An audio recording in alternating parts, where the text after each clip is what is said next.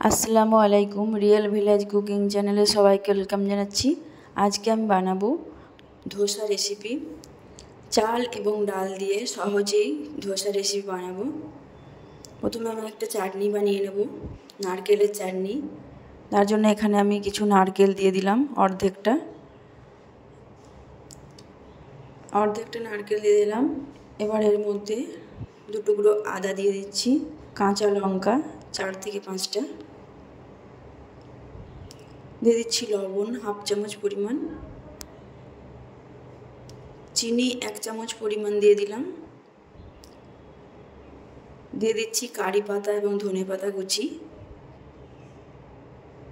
দিয়ে দিচ্ছি চীনাবাদাম এবং লেবুর রস দিয়ে দিচ্ছি অর্ধেকটা, লেবুর রস নিংড়ে দিয়ে দিচ্ছি।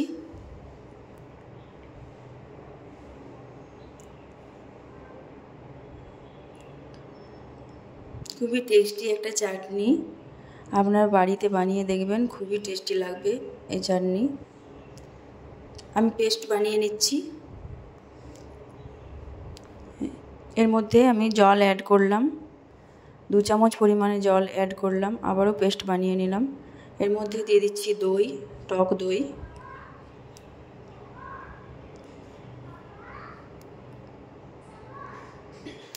দিয়ে ভালোভাবে মিশিয়ে নেব।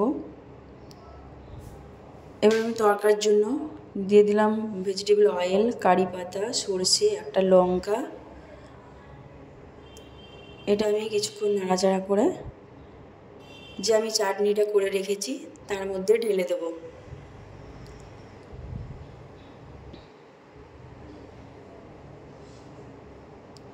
ধোসার সঙ্গে এই চাটনি খেতে খুবই টেস্টি লাগে।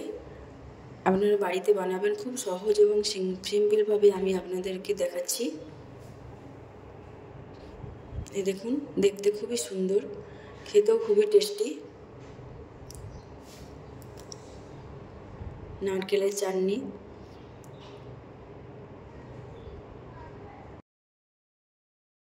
এবার আমি ধোসার ব্যাটার রেডি করে নেব। একটা মিক্সিতে নিয়ে নিয়েছি আমি অড়হর ডাল নিয়ে নিয়েছি। এবার নিয়ে নিচ্ছি চাল, ঘরে যে রেগুলার চাল আপনারা ব্যবহার করেন সেই চালই আমি দিয়ে দিলাম 1/2 বাটি পরিমাণে। দিয়ে দিচ্ছি সুজি, 1 কাপ পরিমাণে সুজি দিয়ে দিচ্ছি। এর মধ্যে দিয়ে দিচ্ছি জল, 1/2 বাটি পরিমাণে জল দিয়ে দিলাম। এবার এটা আমি পেস্ট বানিয়ে নেব। পেস্ট বানিয়ে নিয়েছি, একটা বোলের মধ্যে আমি ঢেলে দিচ্ছি। খুবই স্মুথ হয়েছে পেস্টটা, এই দেখুন, এই যে এরকম হয়েছে।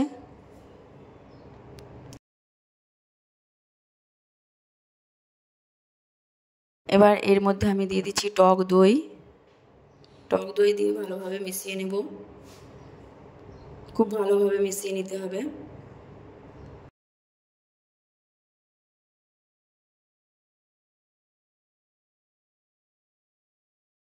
দিয়ে দিচ্ছি 1 চামচ পরিমাণে চিনি দিলে কালারটা ভালো আসে, ধোসার কালার খুব সুন্দর আসে।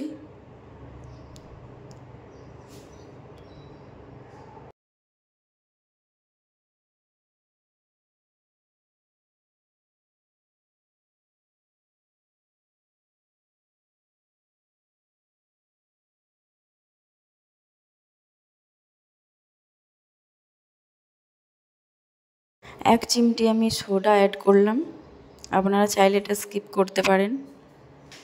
এটা দিয়ে আমি খুব ভালোভাবে মিশিয়ে নিচ্ছি।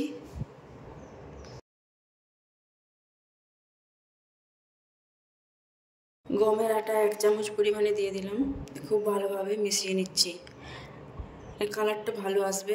চিনি এবং গমের আটা বা বেসন দিলে ধোসার কালার খুব সুন্দর আসে। ব্যাটারটা আমি খুব ভালোভাবে ফেটিয়ে নিচ্ছি। লবণটা আপনারা টেস্ট অনুযায়ী দেবেন, আমি এখানে লবণ দিয়েছি।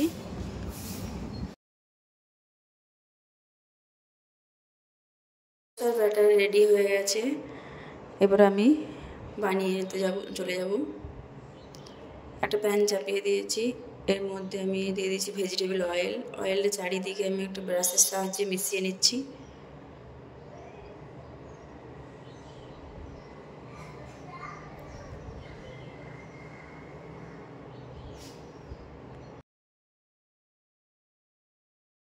উপর থেকে জল দিয়ে দিচ্ছি, ছড়িয়ে দিচ্ছি, একটা কাপড়ের সাহায্যে মুছে নেব। ধোসা বানানোর জন্য তাওয়া রেডি হয়ে গেল। এবার আমি দিয়ে দিচ্ছি ধোসার ব্যাটার। ওপর থেকে একটা চামচ নিয়ে নিচ্ছি, চামচের পিছনের দিকটা করে এইভাবে ঘুরিয়ে ঘুরিয়ে আমি ধোসা বানিয়ে নেব। আলতোভাবে এইভাবে ঘুরিয়ে নিতে হবে।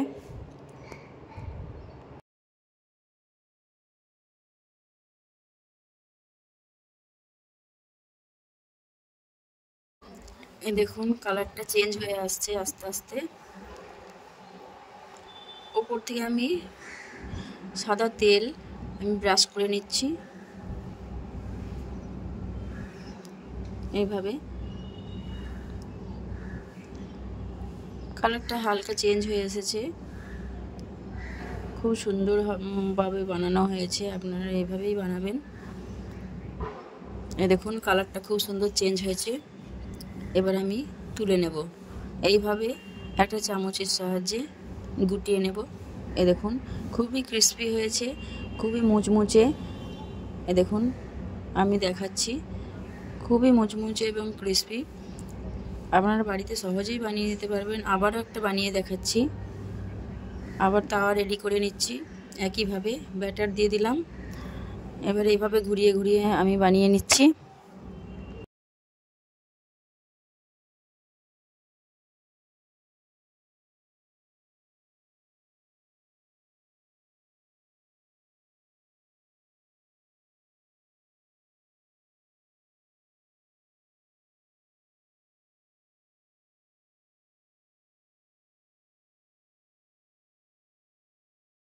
উপর থেকে আবারও একইভাবে অয়েল ব্রাশ করে নিয়েছি। দেখুন কালারটা চেঞ্জ হয়ে এসেছে। এবার আমি তুলে নেব। এইভাবে একইভাবে তুলে নিচ্ছি। এটাও খুব ভালোভাবে ক্রিস্পিভাবে হয়েছে, খুবই মুচমুচে একটা রেসিপি। তার সঙ্গে চাটনি খেতে খুবই ভালো লাগবে। এ দেখুন আমি দেখাচ্ছি। এ দেখুন খুবই মুচমুচে। আপনারা একইভাবে স্টেপ বাই স্টেপ ফলো করবেন, খুব সুন্দরভাবে বানানো হবে। ভালো লাগলে চ্যানেলটা অবশ্যই সাবস্ক্রাইব করবেন নতুন নতুন রেসিপি পাওয়ার জন্য।